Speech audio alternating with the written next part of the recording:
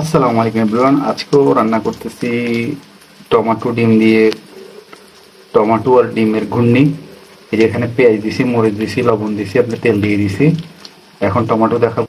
এই যে টমেটো পরিমাণ একটু বেশি করে নিছি, কারণ এগুলো একদম অল্প হয়ে যাবে, আমি একবারে শুকনা করে ফেলবো, একদম সামান্য হয়ে যাবে। সব শেষ দিব ধনিয়া পাতা, দেখতে থাকুন। টমেটোটা দিয়ে দিছি, দেখেন কি সুন্দর একটা কালার আসছে, একটু লেয়ার দিচ্ছি। এগুলো একবারে শুকাই যাবে, শুকনা করে ফেলবো। তো সাথেই থাকুন। এটা যখন রান্না করবো তখন এরকম হুলস্থুল পানি বেরোবে, আমি কিন্তু পানি রাখবো না, একবার শুকাই ফেলবো, দেখতে থাকুন।